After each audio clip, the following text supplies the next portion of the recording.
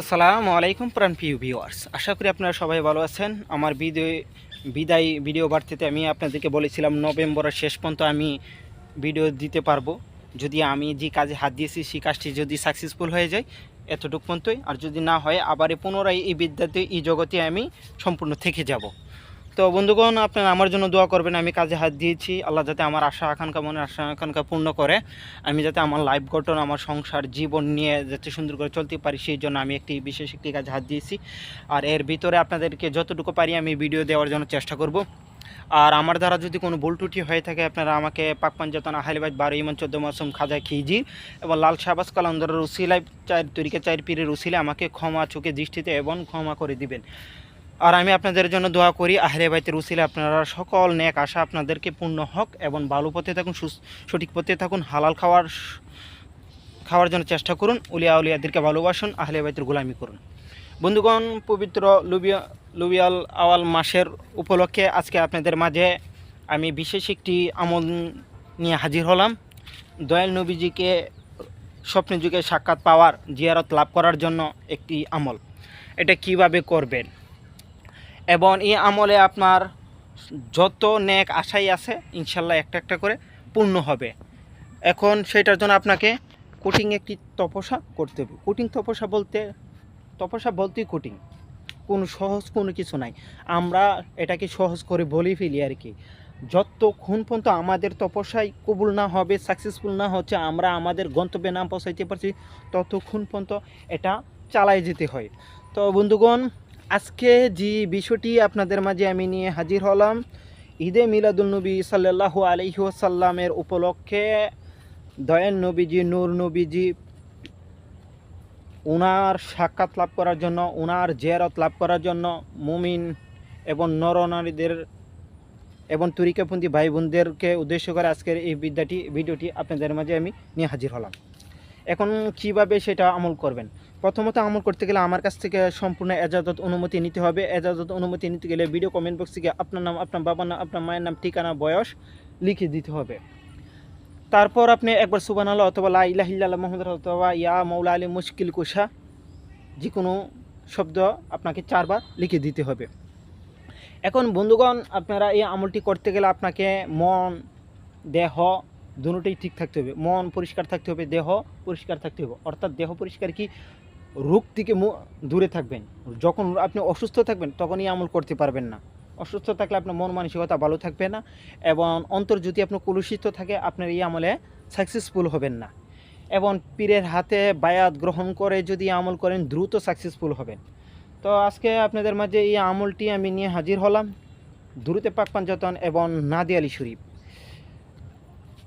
নাদি আলী শরীফ এমন একটি আমল, এমন একটি সাধনা, এমন একটি মুদ্রা যা দ্বারা আপনি আল্লাহর অলি দরবেশ গৌস পদবী লাভ করতে পারবেন। সেটা আপনার সামর্থ্য, ধৈর্য এবং আত্মবিশ্বাসের উপরে কাজ করবে।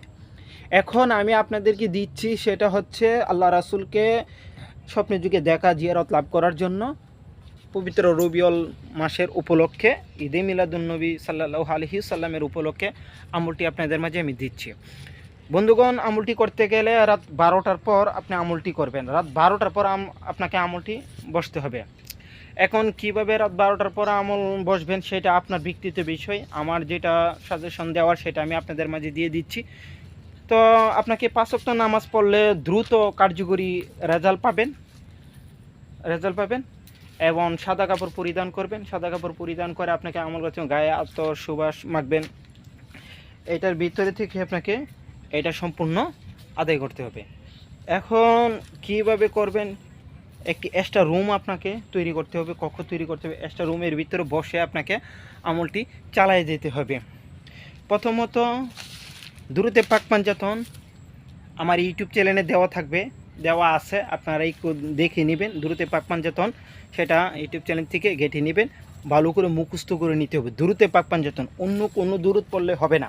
দুরূদে পাক পাঞ্জাতন পড়তে হবে 210 বার। আপনাকে দুরূদে পাক পাঞ্জাতন পড়বেন আপনি 500 বার। দুরূদে পাক পাঞ্জাতন আপনাকে 500 বার পড়তে হবে। তারপর নাদি আলী শরীফ 200 বার আপনাকে পাঠ করবেন। এখন আপনি বুঝতে পারছেন 200 বার আপনি নাদিয়াতুল শরীফ পাঠ করতে পারেন, তাহলে 110 বার পাঠ করবেন। প্রথম দিন যতবার পড়বেন শেষ দিন পর্যন্ত এতবারই পড়তে হবে, ঠিক আছে। দুরূদে পাক পঞ্চায়তন 500 বার পাঠ করবেন এবং নাদিয়াতুল শরীফ 200 বার অথবা 110 বার। প্রথম দিন যতবার পড়বেন শেষ দিন পর্যন্ত এতবারই পড়তে হবে। এইভাবে আপনাকে আমলটি চালায় যেতে হবে। 21 দিন, 15 দিন, 40 দিন, 90 দিন, 6 মাস লাগতে পারে, কিন্তু সাক্ষাৎ হবে এইটা নিশ্চিত। এখন আমরা এই বিষয়ের উপরে অনেক বিষয়ে অনেক আমল ওজিফা দিয়ে থাকি, কিন্তু আমাদের কাজ হয় না কেন?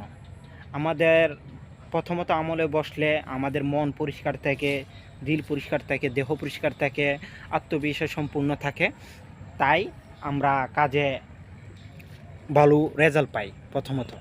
তারপরে আমরা সময় যত আগাচ্ছে ততে আমাদের সাংসারিক দুনিয়াবির যে কোনো পারিবারিক সমস্যার কারণে আমাদের মন মানসিকতা আমলের প্রতি ছুটে যাচ্ছে, আত্মবিশ্বাস ধৈর্য ভেঙে যাচ্ছে না হওয়ার কারণে।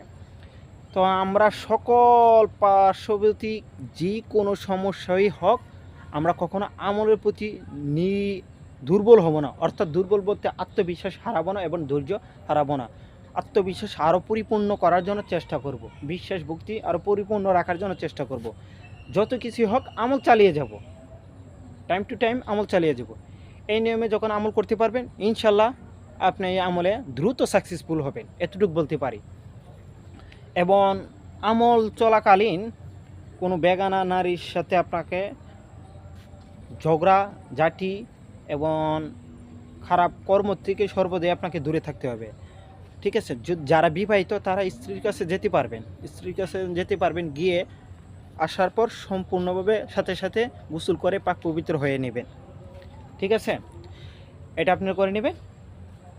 তারপর আপনি আমল শেষে আপনি শেষ দিয়ে যাবেন, শেষ দিকে আল্লাহর কাছে মাপ চাবেন, আল্লাহর দরবারে মাপ চাবেন, পাক পাঞ্জাতনের দোহাই দিবেন, আহলে বাইতের দোহাই দিবেন, 12 ইমাম 14 মাসুম, খাজা খিজির, লাল শাহবাজ কালান্দার, বোয়ালি কালান্দার, জালালউদ্দিন কালান্দার এবং কালান্দারের তরিকার যত বুজুর্গগণ আছে তাদের দোহাই দিয়ে এবং 4 তরিকা 4 ইমাম 4 কুতুব 4 পাগলের দোহাই দিয়ে আপনি উস্তাদগণ পীর ও মুর্শিদের দোহাই দিয়ে আপনি ফানা চাবেন এবং আপনি জিয়ারতের আমলটি যাতে সাকসেসফুল হন, কবুল করে সেটার জন্য চাবেন, ভিক্ষা চাবেন। ইনশাল্লাহ আপনার কাজে আপনি সাকসেসফুল হয়ে যাবেন। তো বন্ধুগণ, আমার আমলে যদি কোনো ভুল ত্রুটি থাকে, আমার কথাবার্তায় যদি কোনো ভুল ত্রুটি থাকে, আপনারা আমাকে ক্ষমা চোখে দৃষ্টিতে দেখবেন, ক্ষমা করে দিবেন। আর যে কোনো সমস্যার সমাধান নিতে চাচ্ছেন আমার চ্যানেলে হোয়াটসঅ্যাপ ইমো দুটোটাই নাম্বার দেওয়া থাকবে, আপনারা যোগাযোগ করতে পারেন। ভালো থাকবেন, সুস্থ থাকবেন। আসসালামু আলাইকুম রহমতুল্লাহি ওয়া বারাকাতুহু।